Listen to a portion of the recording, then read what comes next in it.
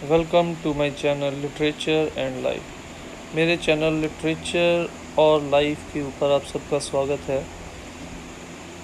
आज हम लोग जो इस वीडियो में डिस्कस करने जा रहे हैं वो रॉबर्ट फ्रॉस्ट के द्वारा लिखी गई poem the road not taken का एग्ज़ामिनेशन पॉइंट ऑफ व्यू से बहुत ही इंपॉर्टेंट क्वेश्चन है। इससे पहले कि हम लोग अपने मेन टॉपिक के ऊपर चलें, इससे पहले हम लोग रॉबर्ट फ्रॉस्ट के बारे में थोड़ा सा जान लेते हैं। Robert Frost was an American poet and winner of 4 Pulitzer prices. Robert Frost एक अमेरिकन पोइट थे और उनको उनकी पोइट्री के कारण 4 बार पुलित्ज़र प्राइज़ के साथ भी सम्मानित किया गया था। Famous works include fire and ice, उनके इम्पोर्टेंट वर्क्स हैं fire and ice, mending wall, witches, out and out, nothing gold can stay and home burial. His 1916 poem, The Road Not Taken, is often read at graduation ceremonies across the United States. और जिस poem को हम लोग discuss करने जा रहे हैं 1916 में लिखी गई है, बहुत ही मोटिवेशनल और इंस्पिरेशनल पोइम है।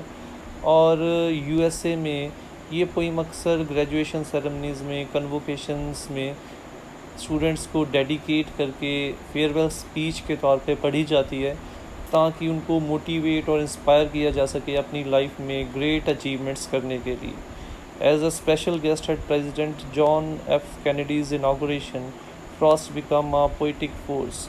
उनकी पोइटिक रेपुटेशन का, स्टेटस का हम लोगों को इस चीज़ से अंदाज़ा हो जाना चाहिए कि प्रेसिडेंट जॉन एफ कैनेडी के इनागोरेशन के ऊपर उनको चीफ गेस्ट के तौर पे इनवाइट किया गया था।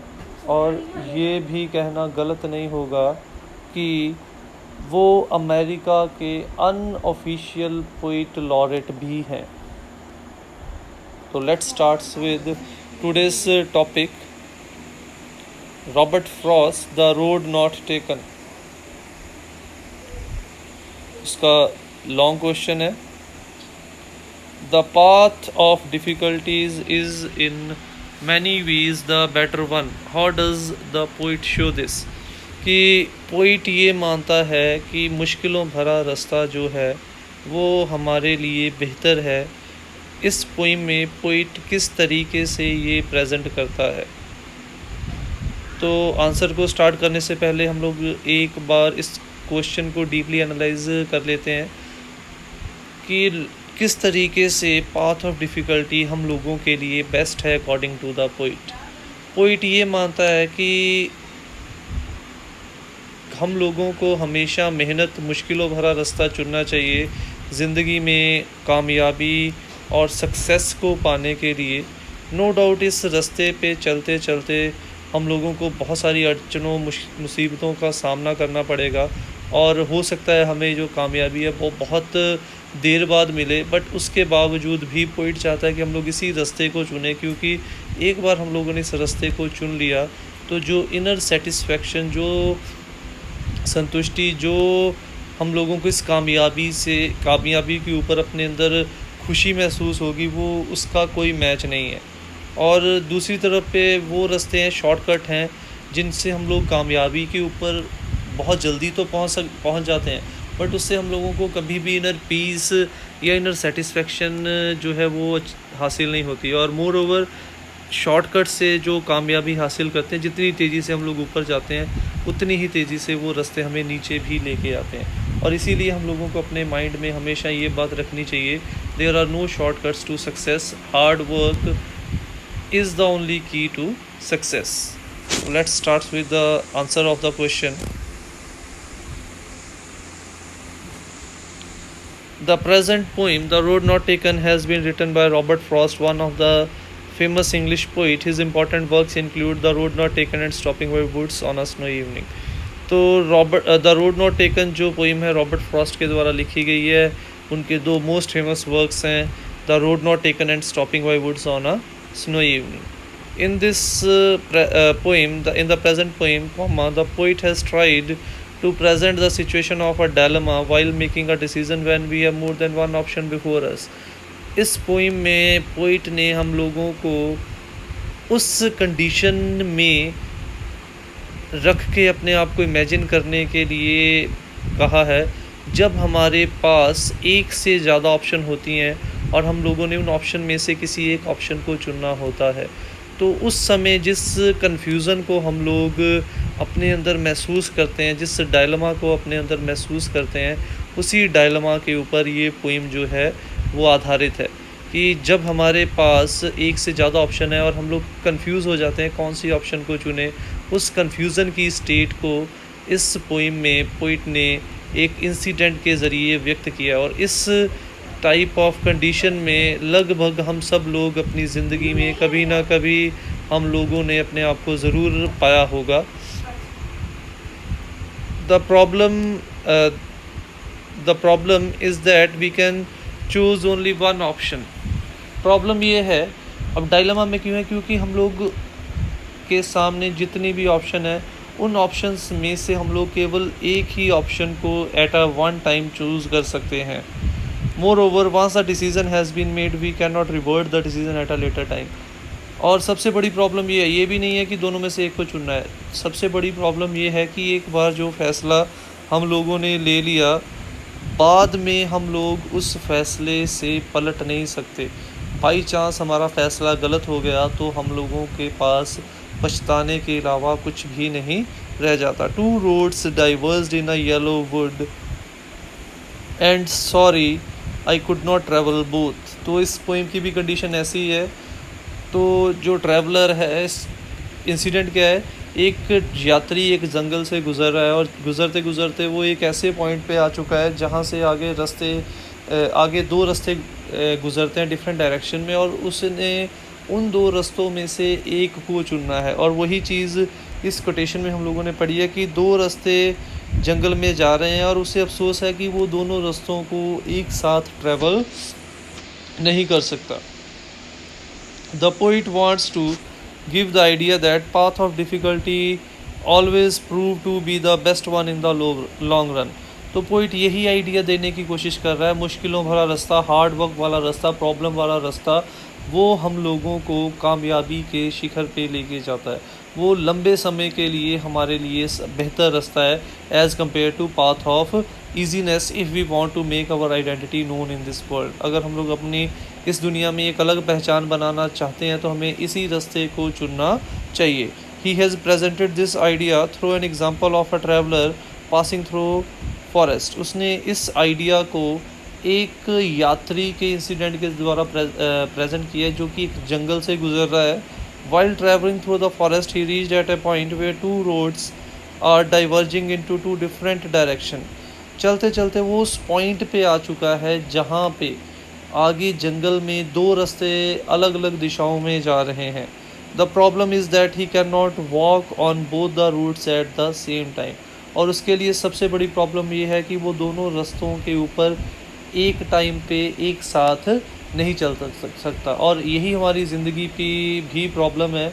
जब हमारे सामने एक से ज़्यादा ऑप्शन होती है, हम लोग उन ऑप्शन में से केवल एक ही को चुन सकते हैं, हम लोग एक से ज़्यादा ऑप्शंस को नहीं चुन सकते। हम लोग सपोज़ एक छोटी सी एग्जांपल है, मार्केट में हम लोग कोई मोबाइल फ़ोन लेने गए, वहाँ पे कितने ब्रांड हैं, क्या हम लोग उन सभी ब्रांड को बाय कर सकते हैं? नहीं। हम लोगों के सामने ऑप्शन बहुत है, मन करता है ये भी ले लें, ये भी ले लें, उसमें ये फ़ीचर, उसमें ये फ़ीचर है। बट प्रॉब्लम ये है कि उन सभी ब्रांड में से हम लोग एट वन टाइम एक ही चीज़ को यूज़ कर सकते हैं, एक ही चीज़ को बाय कर सकते हैं, दूसरे को सेम टाइम हम लोग बाय नहीं कर सकते। उसी प्रकार से हमारी लाइफ है, ऑप्शंस बहुत हैं, अट्रैक्शंस बहुत हैं, बट हम लोग एक टाइम पे एक ही ऑप्शन को चूज़ कर सकते हैं।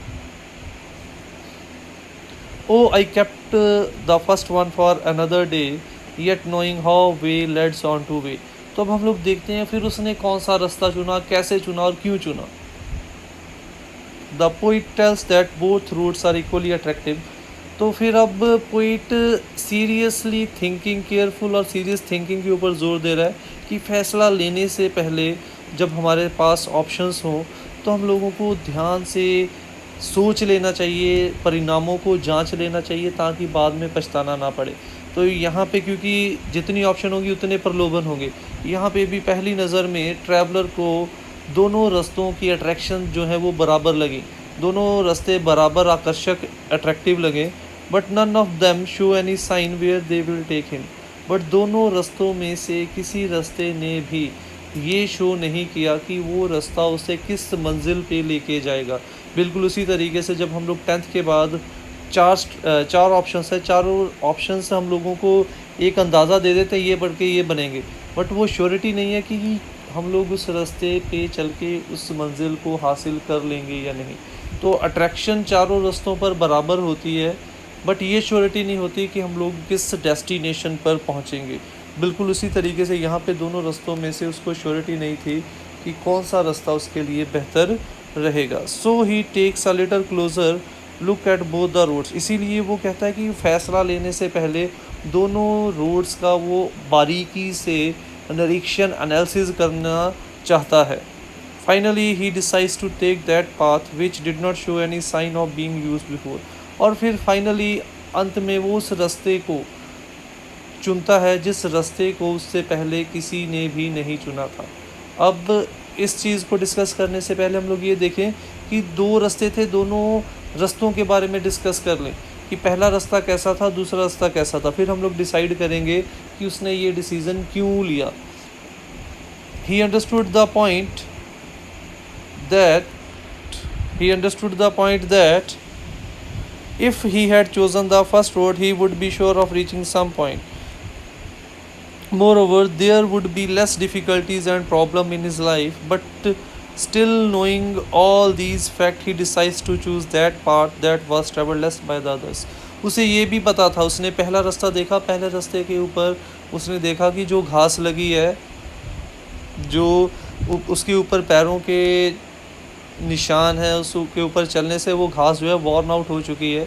इसका मतलब ये था कि उस रास्ते से, उस ट्रैवलर से पहले, पोइट से पहले भी कुछ लोग जा चुके थे, जो कि इस बात का श्योरिटी थी कि इस रास्ते पे उसे कम मुश्किलों का, कम डिफ़िकल्टीज़ का सामना करना पड़ेगा, और जो इस बात का भी गारंटी थी कि इस रास्ते के ऊपर चल के उसे कुछ ना कुछ हासिल ज़रूर होगा, क्योंकि उससे पहले भी इस रास्ते से बहुत से लोग गुज़र चुके हैं।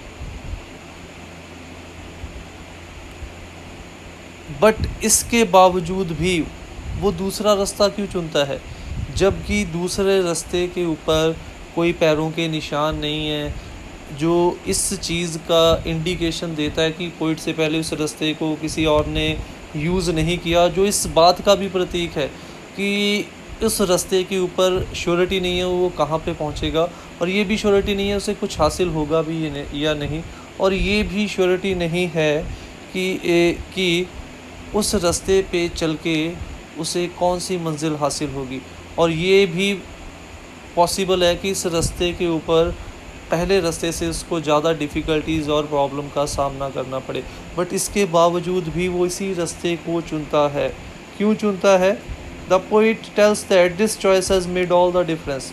और पोइट कहता है कि उसने ये जो फ़ैसला लिया, इसी फ़ैसले ने उसकी ज़िंदगी में जो बदलाव आए, इसी फ़ैसले का नतीजा है। अब कैसे बदलाव आए, क्यों उसने ये रास्ता चुना, हम लोग नेक्स्ट पैराग्राफ में डिस्कस करने जा रहे हैं। 2 roads diverged in a wood and I took the one less traveled by, and that has made all the difference. In other words, the poet wants to tell that we can become extraordinary by choosing different from the others. दूसरे शब्दों में ये कहना गलत नहीं होगा, poet ने दूसरा रास्ता इसलिए चुना क्योंकि उसे भली बात ही ज्ञात था हम लोग तब ही ग्रेट और महान, या तभी हम भी एक अलग पहचान, तभी हम लोग भीड़ में से एक अलग पहचान बना सकते हैं जब हम लोग दूसरों से अलग सोचें, दूसरों से अलग करने की कोशिश करें। तो यहाँ पे पोइट ने भी, ट्रैवलर ने भी वही कोशिश की। We can reach great heights only by doing and choosing different from the others. तो पोइट क्लियरली हम लोगों को इस चीज़ के लिए इंस्पायर और मोटिवेट कर रहा है कि हम लोग तब ही ग्रेट और परफेक्ट या नोन बन पाएंगे जब हम लोग दूसरों से अलग कुछ करेंगे, अदरवाइज़ हम लोग भीड़ का हिस्सा बन के रह जाएंगे। He thinks that exploring the unknown reasons and by following the path of difficulty will help him to achieve great heights in his life. वो ये जानता था कि ज़िंदगी में वो जिस मुकाम पे पहुंचना चाहता है उसके ऊपर कोई आसान रास्ता, कोई शॉर्टकट नहीं लेके जाता, उसके ऊपर केवल मेहनत और हार्ड वर्क वाला जो रास्ता है वही हमें उस ग्रेटनेस के ऊपर लेके जा सकता है। इसीलिए पोइट ने इस रास्ते को चुनने का फ़ैसला किया। तो अब क्लियर हो गया, उसने दूसरा रास्ता इसलिए चुना क्योंकि वो दुनिया में अपनी एक अलग पहचान बनाना चाहता है, और दुनिया में अलग पहचान बनानी है तो दुनिया से हट के हम लोगों को काम भी करना पड़ेगा। Conclusion, in the end, conclusion, to conclude, we can say that difficulties makes us great both physically and mentally. तो ये कहना गलत नहीं होगा, मुश्किलें हम लोगों को फिज़िकली और मेंटली फिट और ग्रेट बनाती हैं, और ये कहना भी गलत नहीं होगा ये हम लोगों को कामयाबी के चरम सीमा पे ले जाती हैं। और दुनिया में कोई भी ऐसा इंसान नहीं है जिसने कामयाबी को बिना किसी मुश्किल, बिना किसी मेहनत और मशक्क़त के हासिल किया हो। हमारे प्रेसिडेंट लेट अब्दुल कलाम की एग्ज़ाम्पल जो है वो हम लोग यहाँ पे अप्लाई कर सकते हैं कि जब इसरो ने उनको पहला प्रोजेक्ट दिया मिसाइल बनाने का, तो उसमें वो एक बड़ा फेलियर हुआ उनका मन टूट गया, उनको लगा कि वो कुछ नहीं कर पाते। बट उस समय उनके जो हेड थे उन्होंने उस चीज़ की पूरी रिस्पॉन्सिबिलिटी अपने ऊपर ली ताकि वो नए टैलेंट को, नए साइंटिस्ट को बर्डन के नीचे दब के अपने टैलेंट को मरता हुआ महसूस ना होने दें। और उसके बाद जब उन्होंने नेक्स्ट अटेम्प्ट में वही चीज़ बनाने की दोबारा कोशिश की, उनको कामयाबी भी मिली। और आने वाले सालों में उन्होंने इतनी ज़्यादा परीक्षण किए, इतने ज़्यादा इन्वेंशंस की, इतने ज़्यादा डिस्कवरीज़ की कि दुनिया में वो न्यूक्लियर मैन या मिसाइल मैन के तौर पे जाने गए। और उनकी लाइफ से हमें ये इंस्पिरेशन मिलती है कि उन्होंने भी मुश्किलों को फेस किया, उन्होंने भी फेलियर को टेस्ट किया, फिर ही वो सक्सेस के ऊपर गए। उन्होंने अपने सक्सेस को पाने के लिए कोई शॉर्टकट वाला रास्ता नहीं अपनाया, हार्ड वर्क वाला रास्ता अपनाया। The traveller new this fact, that is why he chose the road traveled less by the others, and this choice has made all the difference in his life. और उस यात्री को भी और पोइट को भी ये भली बात ही ज्ञान था कि अगर वो भी इस दुनिया में मर के अमर होना चाहता है, एक डिफरेंट पहचान बनाना चाहता है, तो उसे भी डिफ़िकल्टीज़ वाला रास्ता जो है वो चुनना पड़ेगा। तब ही वो एक अलग पहचान, एक अलग मुकाम अपने लिए हासिल कर पाएगा, और तब ही वो इस भीड़ में से एक अलग आइडेंटिटी भी दुनिया में बना पाएगा। और इसी चॉइस ने पोइट को लाइफ में जो भी सकारात्मक चेंजेस आए हैं, इसी डिसीज़न के कारण आए हैं। The traveller was also aware that path may be full of difficulties and problem, but he still chose that path because he was aware of the fact that difficulties makes us perfect and great. और उसे भी ये भली बात ही ज्ञात था कि ये रास्ता मुश्किलों से भरा होगा, अड़चनों से भरा होगा, बट इसके बावजूद भी उसने इसी रास्ते को चुना। और क्यों चुना? क्योंकि उसे भली भांति ज्ञात था कि मुश्किलें, अड़चनें हमें तराश के परफेक्शन की तरफ लेके जाती हैं। जैसे सोना आग में तप के कुंदन बन जाता है, वैसे ही इंसान भी मुश्किलों और डिफ़िकल्टीज़ और प्रॉब्लम को फेस करके और ज़्यादा परफेक्ट बन जाता है। तो that's all for today's video. Thanks for watching the video. Don't forget to subscribe my channel. Click on the bell icon to get the latest updates. और अगर वीडियो अगर आप लोगों को वीडियो पसंद आई हो तो लाइक ज़रूर कीजिए, कमेंट ज़रूर कीजिए, और अपने वैल्यूएबल सजेशन दीजिए ताकि हम लोग और इम्प्रूव करके आपको जो इंग्लिश लिटरेचर की अलग अलग टॉपिक्स के बारे में डिटेल्ड इन्फॉर्मेशन प्रोवाइड कर सकें।